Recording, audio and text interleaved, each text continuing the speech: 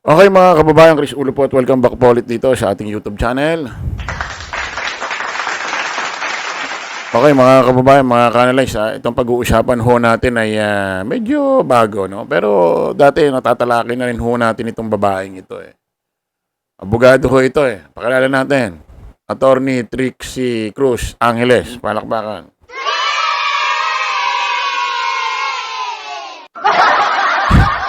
Ito ho yung babae, abogado na noong mga nakaraang taon kapag nagpupunta ho sa mga maisog rally na ginagawa ho ng mga DDS. Ito ho yung umaakit sa entablado tapos nagrereklamo mahal yung mga bilihin.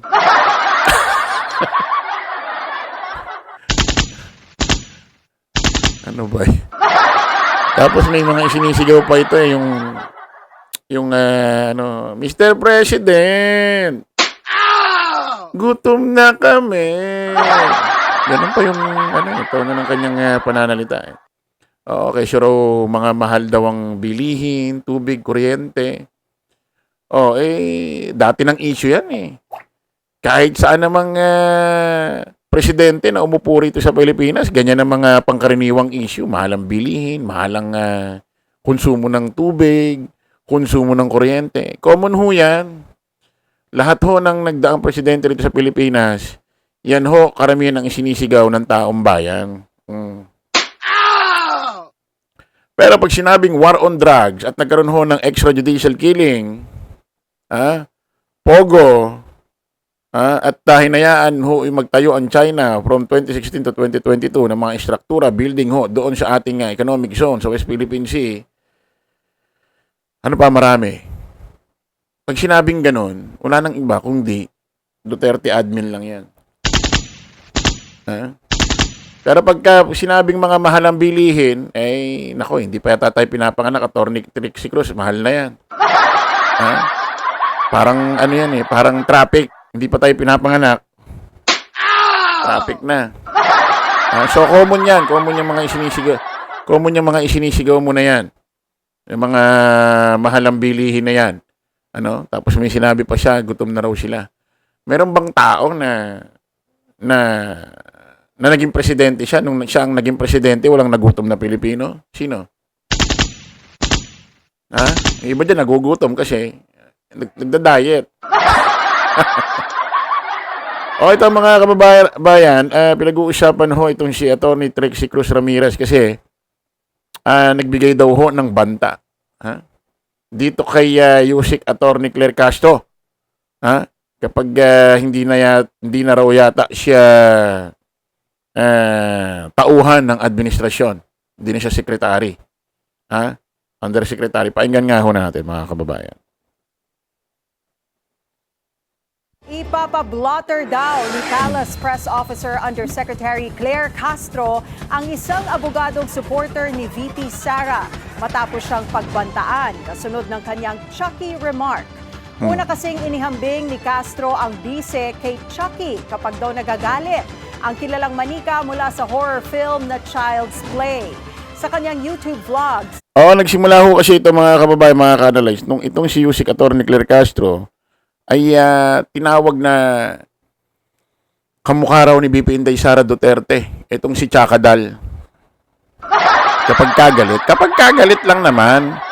Wala namang sinabi si Yusek Claire Castro na kamukha ni BP Sara Duterte, itong si Chakadal ng 24/7.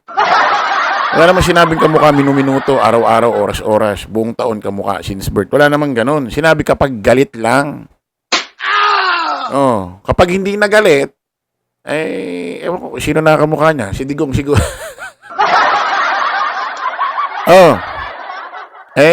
Siguro, itong si Attorney Claire Castro, na-hurt, nasaktan, kasi itong si BP Inday Sara Duterte, tinawag na kamukha ni Chakadal kapag kagalit.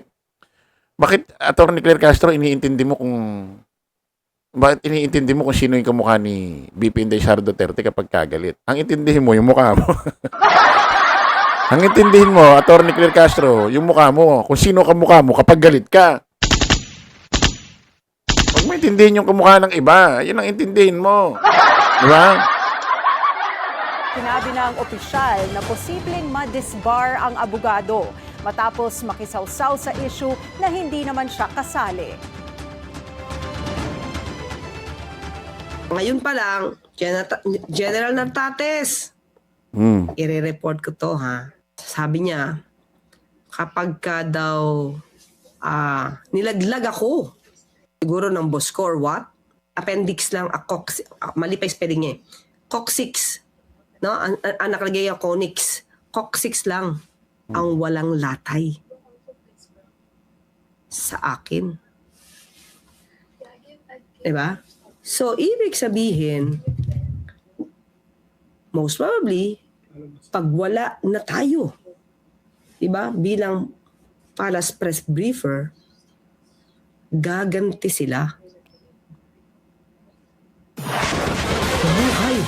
Mukhang buhay ang katapat nito. No. Ayan ho, mga kababayan, binantaan daw ho si Yusek Attorney Claire Castro ni Attorney Trixie Cruz na kapag daw ito si Yusek ay wala na siya administrasyon, gagantihan daw siya. Ano ba yung ginamit na term? Oo, parang lumalabas ano ba yon? Mata lang ang walang latay or buntot lang ang walang latay, para bang ganon? Oh, binantaan ho ng ganon. Magpapablatter daw itong si si Yusek Attorney Claire Castro. At ewan ko kung magpa-file ng disbarment, para dito kay Attorney Trixie Cruz. Una raw ang pwedeng ma-disbar itong si si Yusek Claire Castro dahil tinawag daw na tsakadal.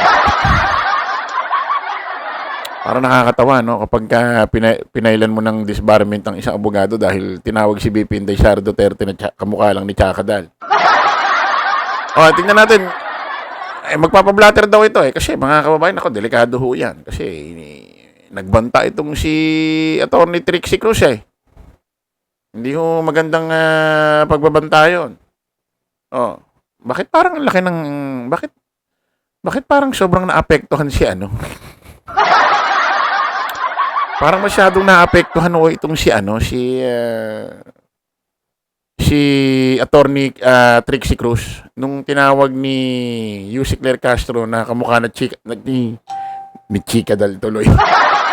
nung tinawag ni Yusek Claire Castro na kamukha ni Chakadal, itong si BP Inday Sara Duterte. Kapag galit lang hindi sinabing 24/7, kapag galit lang. Bakit parang naapektuhan itong si Trixie Cruz Angeles, bakit parang naapektuhan?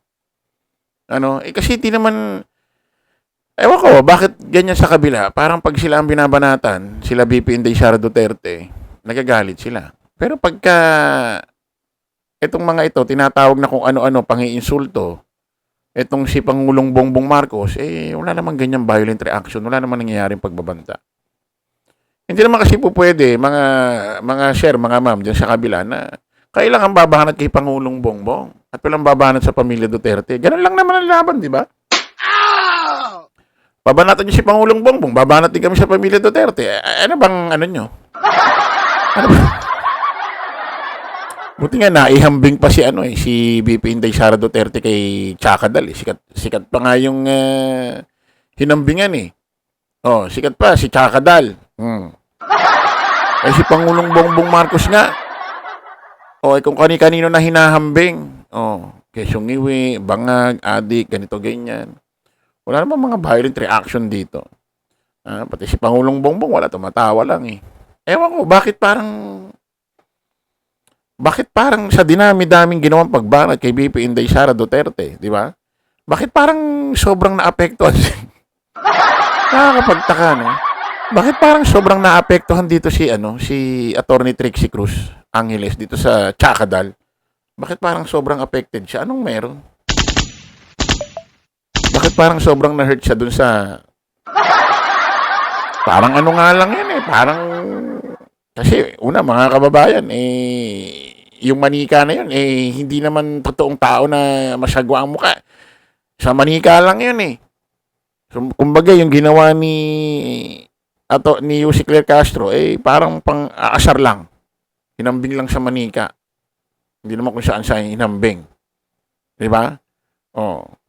Buti sana kung sinabi ni Yussi Claire Castro, ito si VP Inday Sara Duterte kapag galit, mukhang lukarit. Masagwa naman yun. Buti nga doon lang sa manika, di ba? Kita-kita ulit tayo sa panibagong vlog. Bye-bye po.